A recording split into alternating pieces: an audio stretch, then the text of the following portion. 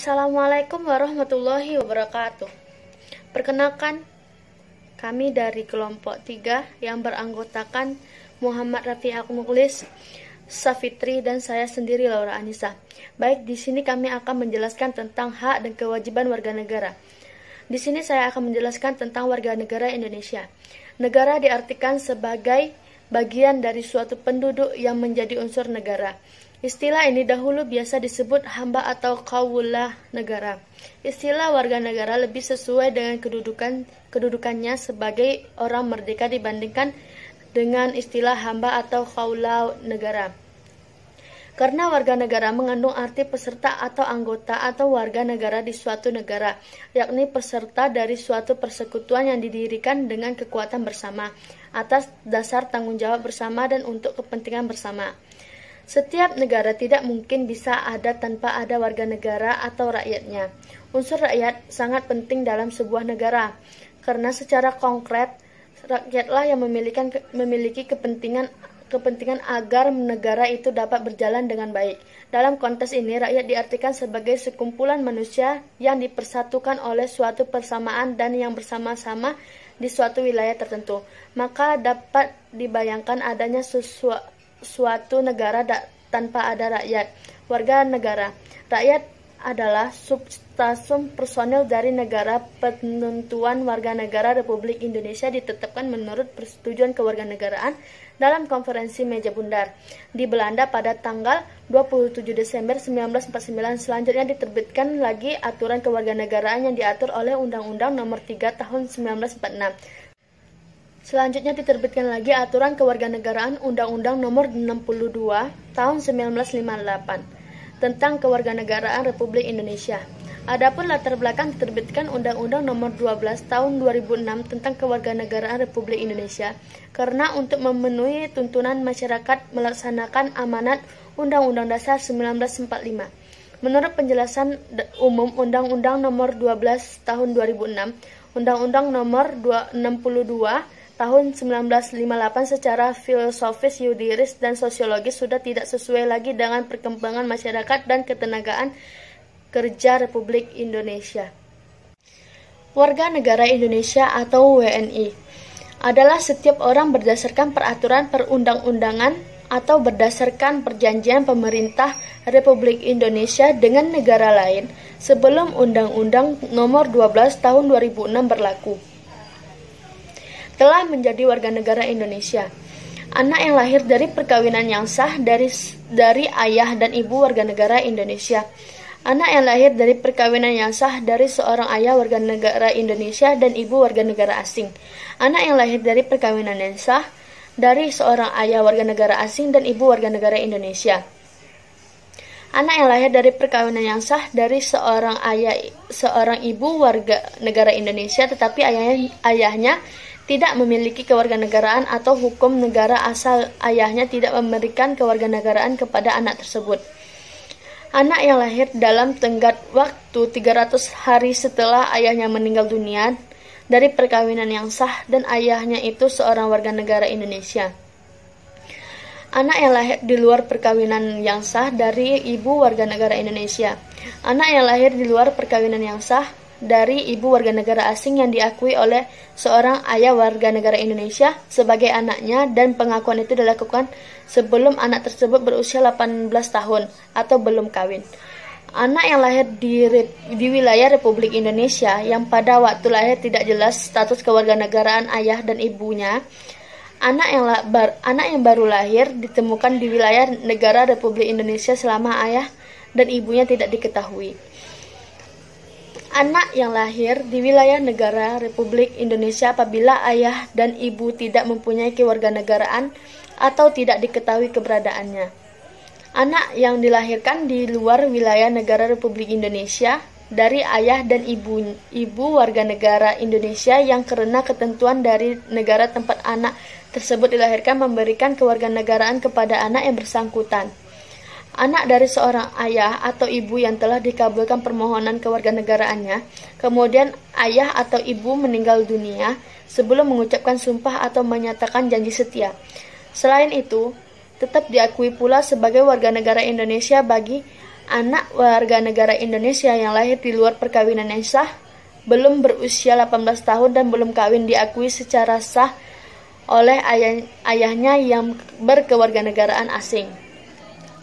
Anak warga negara Indonesia yang belum berusia 5 tahun diangkat secara sah sebagai anak oleh warga negara asing berdasarkan penetapan pengadilan. Kewarganegaraan juga diperoleh bagi anak sebagai berikut. Anak yang belum berusia 18 tahun atau belum kawin berada dan bertempat tinggal di wilayah Republik Indonesia yang ayahnya dan atau ibunya memperoleh kewarganegaraan Indonesia. Anak warga negara yang belum berusia 5 tahun yang diangkat secara sah menurut penetapan pengadilan sebagai anak warga negara Indonesia. Dan itulah warga negara Indonesia yang sah dikatakan sebagai rakyat Indonesia. Pasal 26 Undang-Undang 1945 Ajas dan Luas Lingkungan Undang-Undang Nomor 12 Tahun 2006 tentang Kewarganegaraan Indonesia. Pada saat Undang-Undang Nomor 12 Tahun 2006 tentang Kewarganegaraan Republik Indonesia ini mulai berlaku, Nomor Undang-Undang 262 Tahun 1958 tentang Kewarganegaraan Republik Indonesia, Lembaran Negara Republik Indonesia tahun 1958. Secara yuris, landasan konstitusional berbentuk undang-undang tersebut adalah Undang-Undang Dasar untuk tahun 1945 yang sudah baik berlaku sejak diterbitkan Presiden. Adapun adas-adas dari undang tersebut dimulai dari sebagai berikut, yaitu yang pertama, asas liusi giunisi al-wadi and abroad adalah asas yang menentukan kewarganegaraan seseorang berdasarkan keturunan, bentuk berdasarkan negara, tempat, dan kelahiran. Asas iuli soli secara terbatas adalah asas yang menentukan kewarganegaraan seseorang berdasarkan negara tempat lahir dan diberlakukan terbagi atas anak-anak sesuai dengan ketentuan aturan dalam undang-undang ini. Dan yang ketiga ada asas kewarganegaraan tunggal. Asas kewarganegaraan tunggal ini adalah asas yang menentukan suatu kewarganegaraan setiap bagi orang. Dan yang terakhir yaitu asas kewarganegaraan ganda. Asas kewarganegaraan ganda terbatas adalah asas yang menentukan kewarganegaraan ganda bagi anak-anak sesuai dengan ketentuan yang diatur oleh Undang-Undang Dasar Hukum dengan nomor 12 tahun 2006, yaitu tentang kewarganegaraan Republik Indonesia adalah pasal 20, 21, pasal 26, ada pasal 28B ayat 2 dan pasal 28D ayat 1 Undang-Undang Dasar Negara Republik Indonesia tahun 1945. Dan di sini ada menjelaskan C, hak dan kewajiban warga negara. Hak dan kewajiban negara merupakan yaitu adalah disiapkan akan tetapi terjadi pertengahan karena hak dan kewajiban tidak seimbang. Bahkan setiap warga negara memiliki hak dan kewajiban dapat menghidupkan yang layak, tetapi kenyataan terjadi pemerintahan tinggi untuk didahulukan pada suatu kewajibannya sendiri. Sebagaimana telah ditetapkan dalam Undang-Undang 1945 pada pasal 28. Nah, di sini hak dan kewajiban warga negara, contohnya yang pertama, 1. Wujud hubungan warga negara dengan warga negara. Wujud hubungan negara dan umumnya berupa peran, peroleh. Yang kedua, hak kewajiban negara Indonesia. Hak kewajiban warga negara Indonesia tercantum dalam pasal 27 sampai dengan pasal 34 Undang-Undang 1945. Nah, di sini saya akan menjelaskan hak dan kewajiban warga negara Indonesia. Yang pertama, hak warga negara Indonesia. Contoh dari hak warga negara Indonesia yaitu yang pertama, hak atas pekerja dan perhidupan yang layak. Tiap warga negara berhak atas pekerjaan dan penghidupan yang layak bagi kemanusiaan. pasal 27 ayat 2. Nah, maksud di sini yaitu warga Indonesia hak mendapatkan pekerjaan dan tempat kehidupan yang layak. Nah, sedangkan yang kedua itu ada hak untuk hidup dan mempertahankan kehidupan. Setiap seseorang untuk hidup serta berhak mempertahankan hidup dan kehidupannya. Pasal 28A. Nah, yang ketiga, hak untuk membentuk keluarga dan melanjutkan keturunan mulai perkawinan yang sah. Pasal 28B ayat 1. Hak atas kelangsungan hidup. Setiap anak berhak atas kelangsungan hidup dan hidup berkembang. Nah, maksud di sini yaitu setiap anak dan setiap orang berhak setiap kelangsungan hidup, yaitu memulai aktivitas biasanya dan berkembang sesuai apa yang kegiatan atau aktivitas tersebut anak. Nah, sedangkan untuk kewajiban-kewajiban negara Indonesia, contohnya yaitu adalah yang pertama, wajib menaati hukum pemerintah. Pasal 27 ayat 1 Undang-Undang 1945 berbunyi, segala warga negara bersama kedudukannya di dalam hukum dan pemerintahan dan wajib menjunjung hukum dan pemerintahan itu dengan tidak ada kecualinya. Nah, maksud dari wajib mentaati hukum dan pemerintahan di sini berarti yaitu setiap warga negara Indonesia dan setiap warga Indonesia wajib, hukumnya sudah wajib untuk mentaati dan mengikuti peraturan dan hukum-hukum yang berlaku dan yang ada di negara Indonesia. Nah, yang kedua, wajib ikut serta dalam upaya pembelaan negara. Pasal 27 ayat 3 Undang-Undang 1945 menyatakan setiap warga negara berhak dan wajib ikut serta dalam upaya pembelaan negara. Nah, maksud di sini yaitu wajib ikut serta dalam upaya pembelaan negara. Contohnya seperti ada kasus-kasus kriminal, yaitu kasus-kasus tentang pelecehan negara. Itu wajib hukumnya untuk warga Indonesia ikut serta atau membela negara Indonesia. Yang ketiga, wajib menghormati hak asasi manusia orang lain. Pasal 28J ayat 1 mengatakan, setiap orang wajib menghormati hak asasi manusia orang lain. Contoh dari wajib menghormati hak asasi manusia orang lain yaitu adalah seperti contohnya menghormati orang yang lebih tua, sopan santun. Itu wajib karena telah ada, bahkan itu sudah bersifat wajib. Ya, contohnya seperti ya emang udah dasarnya sih. Bahkan telah dijelaskan dengan pasal 28J ayat 1. Pasal 27 ayat 3 dan pasal 30 ayat 1. Dalam negara Undang-Undang 1945, pasal 27 ayat 3 disebutkan bahwa setiap warga negara berhak dan wajib ikut serta dalam upaya pembelaan negara. Setiap warga negara juga berhak dan wajib ikut serta dalam pertahanan negara, sebagaimana tercantum dalam pasal 30 ayat 1 bahwa tiap-tiap warga negara berhak dan wajib ikut serta dalam usaha pertahanan dan keamanan negara. Nah, maksud dari bela negara di sini diartikan sebagai tekad, sikap, dan tindakan warga negara yang teratur, menyeluruh, terpadu, dan berlanjut yang dilandasi oleh kecintaan pada tanah air dan kesadaran hidup berbangsa dan bernegara. Konsep bela negara dapat diuraikan secara fisik maupun non-fisik.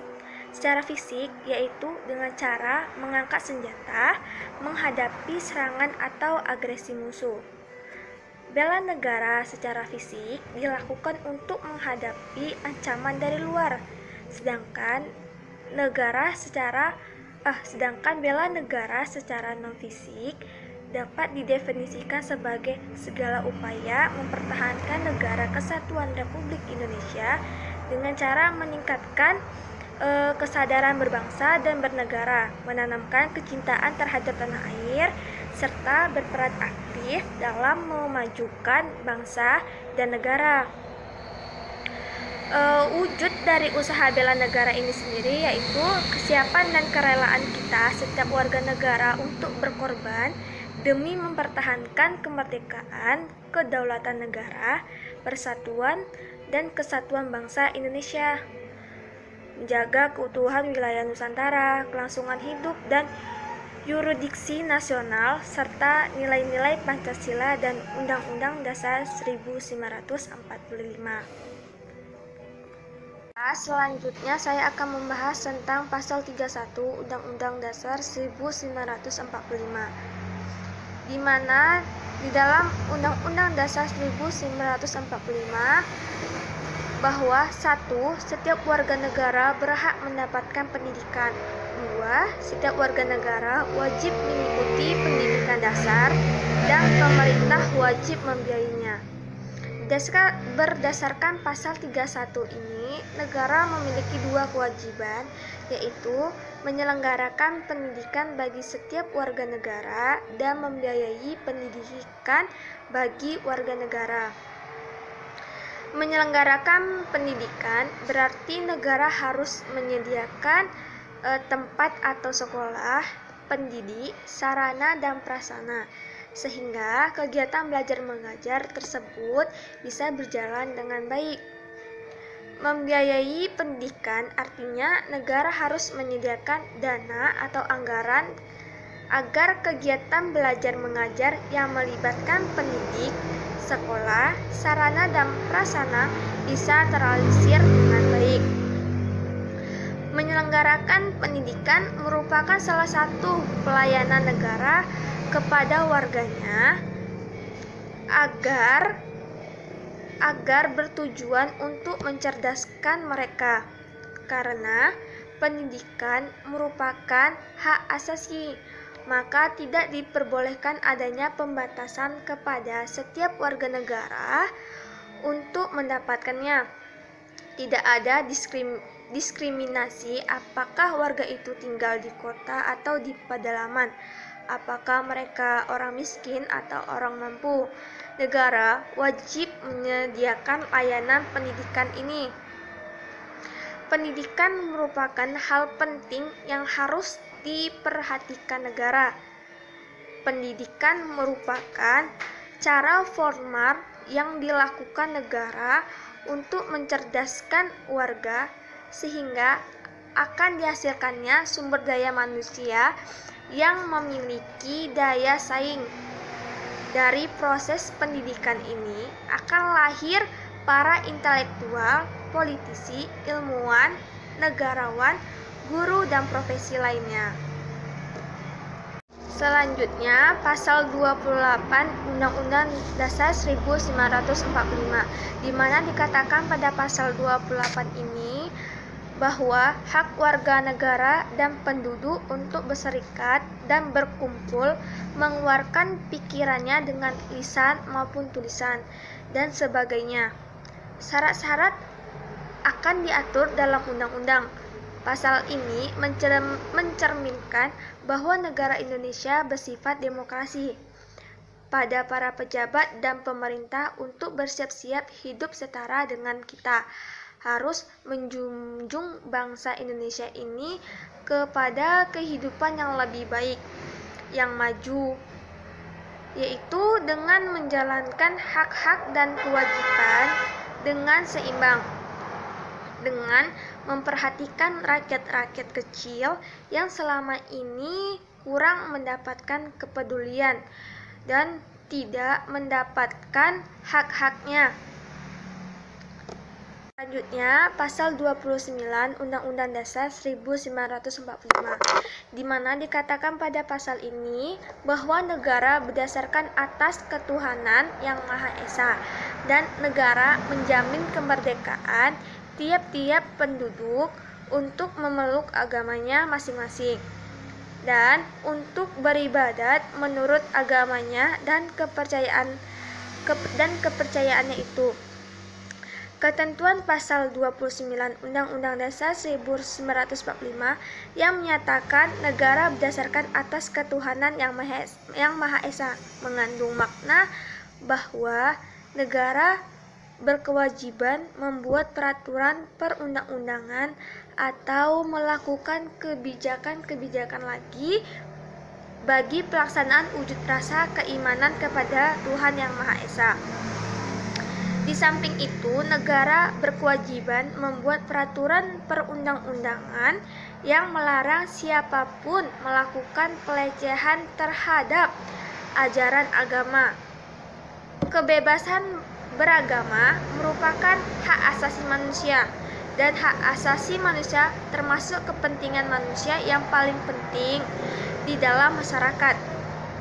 Kebebasan beragama itu harus diikuti dengan rasa tanggung jawab oleh pemeluknya untuk mentaati atau menuruti aturan-aturan yang telah ditetapkan dalam agamanya masing-masing, termasuk juga tidak menambah atau mengurangi kaidah-kaidah keyakinan yang ada di dalam agamanya yang dianutnya. Selanjutnya yaitu saya akan membahas tentang Undang-Undang Nomor 12 Tahun 2012 tentang pendidikan tinggi. Nah, dalam Undang-Undang Nomor 12 Tahun 2012 mendefinisikan bahwa pendidikan tinggi adalah jenjang pendidikan setelah pendidikan menengah yang mencakup program diploma, program sarjana, program magister, program doktor, dan program profesi, serta program spesialis yang diselenggarakan oleh perguruan tinggi berdasarkan kebudayaan bangsa Indonesia. Pendidikan adalah usaha sadar dan terencana untuk mewujudkan suatu suasana belajar dan proses pembelajaran agar peserta didik secara aktif mengembangkan potensi dirinya untuk memiliki kekuatan spiritual keagamaan, pengendalian diri, kepribadian, kecerdasan, akhlak mulia, serta keterampilan yang diperlukan dalam dirinya, masyarakat berbangsa dan bernegara. Mengacu pada Undang-Undang Nomor 12 Tahun 2012 tentang perguruan tinggi, terdiri atas komponen-komponen utama dan penunjang di pendidikan tinggi yang pada dasarnya mencakup komponen utama yaitu 1. Proses pembelajaran, 2. Kurikulum, 3. Dosen, 4. Fasilitas pembelajaran, 5. Pendanaan, dan 6. Penelitian. Ilmu pengetahuan dalam Undang-Undang Tahun 2012 tentang pendidikan tinggi adalah rangkaian pengetahuan yang digali, disusun, dan dikembangkan secara sistematis dengan menggunakan pendekatan tertentu yang dilandasi oleh metodologi ilmiah untuk menerangkan gejala alam dan atau kemasyarakatan tertentu, dan teknologi adalah penerapan dan pemanfaatan berbagai cabang ilmu pengetahuan yang menghasilkan nilai bagi pemenuhan kebutuhan dan kelangsungan hidup, serta peningkatan mutu kehidupan manusia. Tadi yang dapat saya sampaikan, lebih dan kurang saya mohon maaf. Saya Safitri. Assalamualaikum warahmatullahi wabarakatuh.